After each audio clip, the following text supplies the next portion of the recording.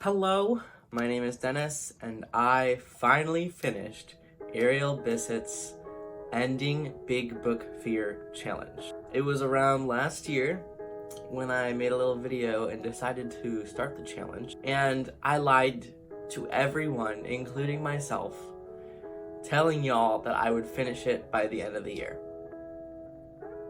By the end of 2020? Was I serious? What the fuck? What? All of that by the end of 2020? No. I barely even touched most of these books when I got onto campus. I'll tell you my little experience with reading all of these. So we started off with Moby Dick. We started off really poorly. I'm gonna be real. I don't know why I started with this book. I probably started with it because it was the first one that she mentioned in her video, so I was like, I'll just do the challenge in the order that she mentioned. So we started off with Moby Dick, and this bored me to death. I think I started it in August of 2020. I didn't finish reading it until April of 2021 because I got through like a small chunk of it, put it down, and only ended up finishing it because I got thrown into quarantine twice. But during the second time, I finished all my schoolwork for that week, before the quarantine even started. So I had so much free time to just do whatever I wanted. So I asked one of my friends to go into my room and drop off some of the books that I had on my bookshelf, and Moby Dick was one of them. It was just so boring.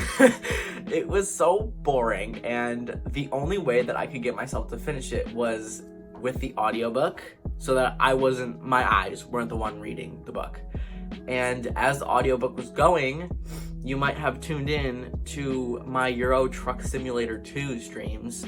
I sat there for hours. I think there was one day that I streamed for 8 hours where it was just me driving this stupid truck and listening and trying to finish Moby Dick as quickly as possible. And I ended up finishing it. Yeah, I'm gonna be driving my truck full of acid.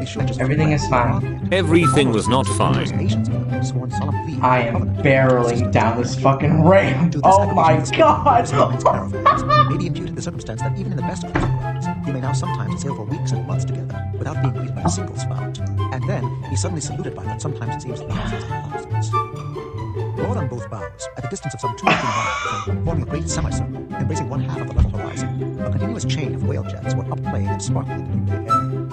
Unlike the spectacular twin jets of the right whale, which, dividing at top, fall over in 2 branches, this host of vapor spokes, individually curling up into the air, and beheld through a blending atmosphere of bluish haze, showed like 1,000 cheerful chimneys of some great metropolis, described all eagerness to place that passage in the rear. We're just gonna pretend that never happened. Security on the plane. Even so, this vast pathway is now seen hurrying forward from the heads of the Anyway, if the wind only I hope everyone's having a great time. I like how the other trucks are just casually going by. And tell whether in that congregated caravan, Moby Dick himself. Reading this book is you're like, Grandpa, tell me the story about the whale you killed. And he's like, okay, sit down and I'll tell you the story. And the story itself is okay, but as he's trying to tell you the story, he's also going into extreme detail over how the whaling methods work, the parts of the boat, how each part of the boat works, the difference between species of whale. I did not ask for this. While keeping some of that detail in would have been cool, but it's a bit much. It's a bit too much. This book could have been 200, 300 pages. Not the almost 700 page. It's actually at 655. We didn't need 655 pages of this. It was just a little unnecessary. So I rated it 2 stars. Would not read again. Would not recommend. The next book I ended up finishing in the challenge was The Secret History by Donna Tartt. This one was a lot better than Moby Dick. I started it kind of around the same time as Moby Dick, and the beginning of it is kind of slow. It's about six rich kids. They go to school in Vermont. They're very like prestigious, kind of assholey, and the 5 of them end up murdering one of them because 4 of them murdered someone else, and the one that they murdered didn't witness it but was at risk of spilling the beans. That probably made no sense, but I don't want to spoil it too much because this is a really good book. Once it picked up speed, it was a lot easier to read. I ended up liking it a lot. This one I started around the same time as Moby Dick and ended up dropping when I got into college. I just did not read a lot until, again, that quarantine. So The Secret History, I ended up finishing very soon after Moby Dick. I think it was 3 days later. 4 stars, 4 out of 5 stars. It was really good. I would read it again. It was very dramatic, but I don't have it right now because I gifted it to my roommate. So I hope that maybe he's enjoying it, or maybe he hasn't even touched it. Either way, that's perfectly valid. Next book that I finished was The Ballad of Songbirds and Snakes, which is the prequel to The Hunger Games. I mentioned this book along with a few others in this list in my mid-year freakout tag, and I did not really care for this book. The plot was okay for the most part. I was somewhat interested. It's just, there's characters you love to love, and there's characters you love to hate. But I feel like this book, it's about President Snow's like childhood and his like young adulthood and how he got to where he was by the Hunger Games. And this book is kind of trying to get you to love him, maybe? Not really. Don't not love him, but like at least understand him and like sympathize with him. But I can't. He's not a good guy. And that's okay. Characters, you can have evil characters. Let them be evil. I didn't need a huge prequel detailing the history of President Snow's life. What would have been a cool prequel was the history of the war that started this whole thing, and just like what happened before the Hunger Games. Like, how did the capital and how did all the districts, like, why did they get into a war? Like, can we get some war stories instead? That would have been a lot cooler. I didn't need to hear about President Snow. I don't care. I did not care that much. And I started to get invested in the relationship he was starting to have with Lucy Gray, which is the girl that he mentors for the Hunger Games, like the 3rd or 4th, 5th, one of the earlier Hunger Games. That was interesting. I was intrigued. She ends up winning the Hunger Games. Okay, queen, girl boss. But she girl bossed a little too hard, and President Snow didn't really like that. And he was like, bye. I got through this book.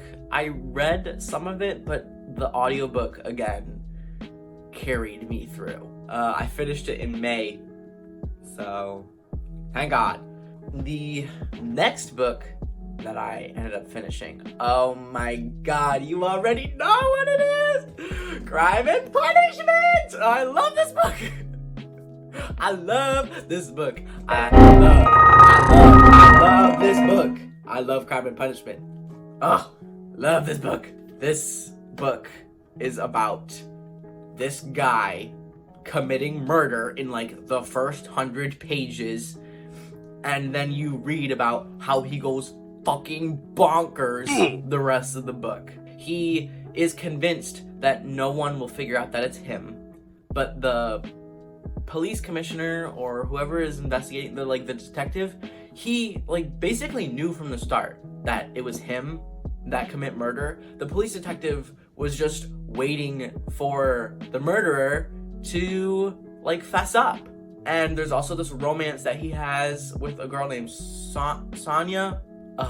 At first I thought it was a little silly because like the day he meets her, or like very quickly after he meets her, he admits his love to her and then plans to marry her, but also tells her that he murdered 2 people, one of which she was like close friends with. And she still loves him, like that. Huh? I thought it was a little like batshit. I was like, why would you love someone like that?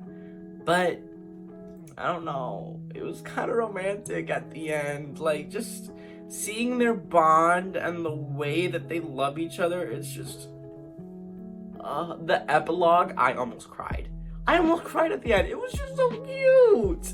Here, I'll read part of the epilogue for you, the part that like really got me good. But at the same moment she understood, and a light of infinite happiness came into her eyes. She knew and had no doubt that he loved her above everything else, and that at last the moment had come. They wanted to speak but could not. Tears stood in their eyes. They were both pale and thin, but those sick, pale faces were bright with the dawn of a new future, of a full resurrection into a new life. They were renewed by love. The heart of each held infinite sources of life for the heart of the other. Ah! How could you not love that?